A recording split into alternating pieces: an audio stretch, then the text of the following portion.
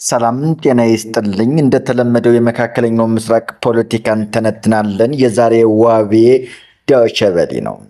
ኢራን ሳምንት ሊሆነው ጥቂት ቀናት የቀሩት እስራኤልና አሜሪካን በኢራን ላይ የከፈቱት ጦርነትና የኢራን የአጸፋ ጥቃት ዛሬም እንደቀጠለ ነው። በዛሬው ዕለት እስራኤል በኢራን ዋና ከተማ ቤትላሔም የአየር ድብደባ ማካሄዷ፣ ኢራንም በእስራኤሏ ከተማ ቤትላሔምና በሌሎች የመካከለኛው ምስራቅ ሀገራት ላይ የሚሳኤልና የድሮን ጥቃቶች ማድረሷም ተዘግበዋል። ይህ ሁሉ የሚሆነው በሺዎች የሚቆጠሩ የአሜሪካን የባህር ኃይል ወታደሮች ወደ ባህረ ሰላጤው ሀገራት ባቀኑበት በዚህ ወቅት ላይ የአሜሪካ ፕሬዚደንት ዶናልድ ትራምፕ የጦርነቱን ለማስቆም ከኢራን ጋር እየተነጋገሩ መሆኑን ባሳወቁ ማግስት ነው። ኢራን በበኩሏ ምንም አይነት ድርድር እየተካሄደ አይደለም ስትል ትራምፕ እየተነጋገር ነው ማለታቸውን ማስተባብላለች። ውጭ ጉዳይ ሚኒስትሯም ትራምፕ የተናገሩትን የሐሰት መረጃ ሲሉ አጣጥለውታል። በጦርነቱ ምክንያት የመርከቦች እንቅስቃሴ የተገታበት ከዓለም 1/5 የነዳጅ ዘይት መተላለፊያ የሆነው የሆርሙዝ ሰርጥ ለማስከፈት አገራት በጋራ እገዛ እንዲያደርጉት ትራምፕ ያቀረቡበት ጥሪ በጎ ምላሽ አላገኘም። ከሳቸው ጥሪ ቀደም ብሎ የጀርመን መራሄ መንግስት ፍሬድሪክ ሜርስ ሀገራቸው በመካከለኛው ምስራቅ ጦርነት ተካፋይ እንደማትሆን ካሳወቁ የአውሮፓ ሀገራት መሪዎች አንዷ ናቸው።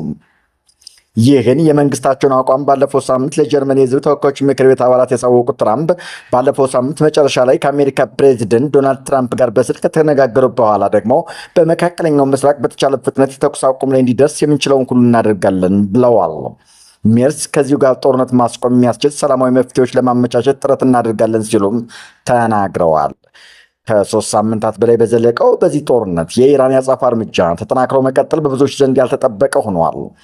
ከእስራኤል ጋር በኢራን ላይ ጦርነት ለተከፈቱ የዩናይትድ ስቴትስ ፕሬዚዳንት ዶናልድ ትራምፕን በተለይም በባህረ ሰላጤው ሀገራት ላይ የተፈጸመውን ጥቃት ያልተጠበቀ እንደነበር በአንድ ወቅት መናገራቸው ተዘግቧል። ታዲያ ይህ የኢራን የማጥቃት አቅም እንዴት ይታያል ሲል ዶይቼ ቬለ የህግ ባለሙያና የፖለቲካ ሳይንስ ምሁር ዶክተር ለማ ይፍራሾውን ጠይቋል። ዶክተር ለማ ብዙዎችን ያስገረመ መሆኑን በመግለጽ ሁኔታውን ሌሎች ሀገራትም የሚያሳስብ መሆኑን ሳያነሱ አላለፉም። በመካከለኛው ምስራቅ ጦርነት በቀጥታ እንደማትሳተፍ ያሳወቀችው ጀርመን የጦርነት ተካፋይ ወገኖች በአስቸኳይ የተኩስ አቁም ላይ እንዲያደርሱ የተቻላትን ሁሉ እንደምታደርግ አስታውቃለች። እንደ ሌሎቹ የአውሮፓውያን የዓለም ሀገራት ጦርነት የተለያዩ ተጽዕኖች ያሳደረባት ጀርመን ብዙ ስጋቶችም አሏት። ሂሩት መለሰነች የዘገበችው። ክቡራትና ክቡራን ቀጣይ ዜናዎችም አሉን።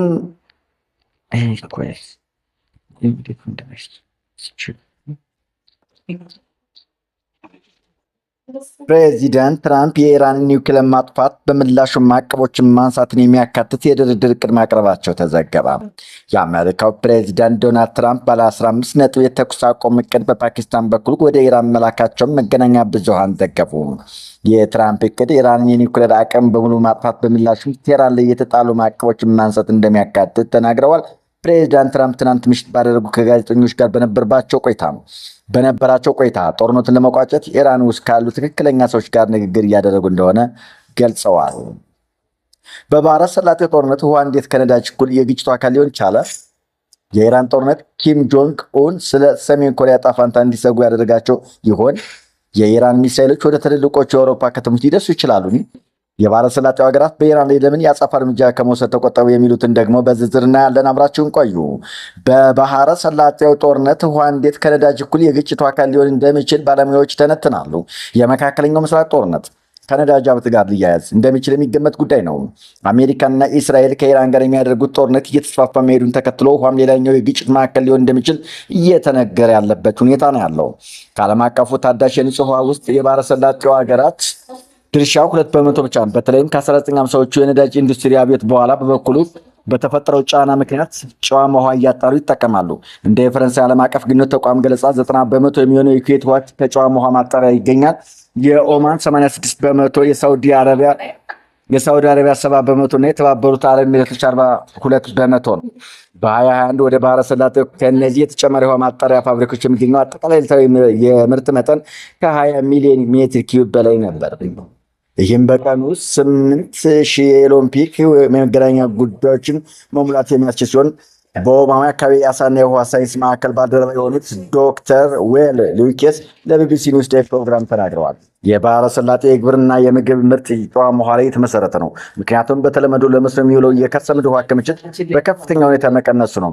እናም ይህን ከፍተኛ ጥገኝነት የውሃ መሰረተ ልማት ስትራቴጂያዊ ተጋላጭ ያደርገዋል። ለዚህም ነው አሜሪካም ሆነ ኢራን ለማጥቃት ፍላጎት ያላቸው የሚመስሉት። ተንታኞቹ የቴህራን አካሄድ ወደ ጎን ማስፋት ሲሉ ይገልጹታል።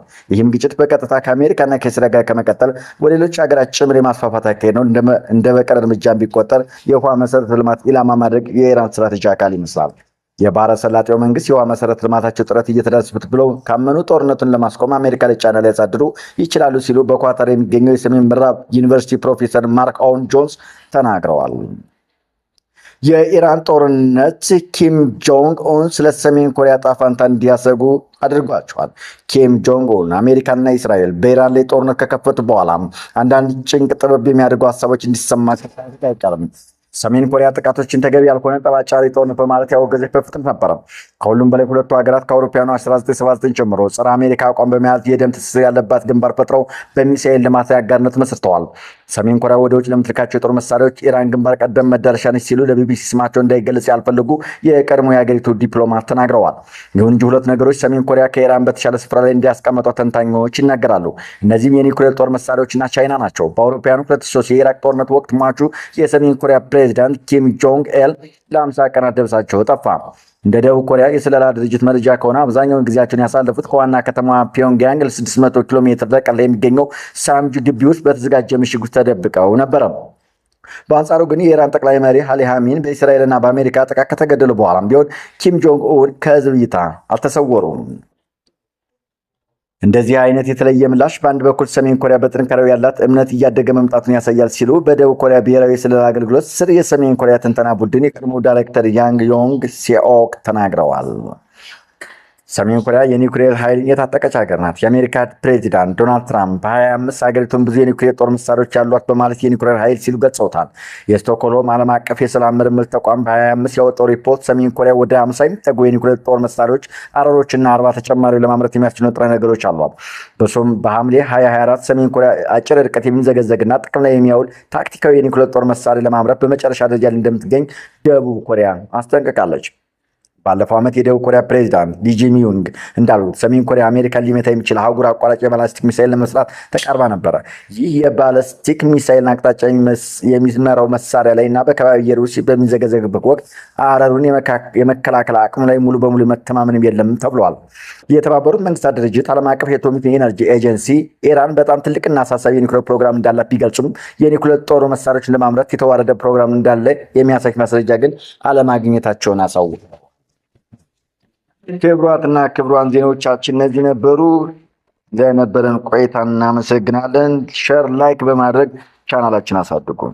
ይህ የተከዜ ቲቪ ነው። ፈጣን መረጃዎች እንዲደርሳችሁ ሼር ላይክ ሰብስክራይብ ማድረግ ምንጊዜም ሊዘነጋ የማይባል ጉዳይ ነው። ለነበረን ቆይታ እናመሰግናለን። ባይ ባይ።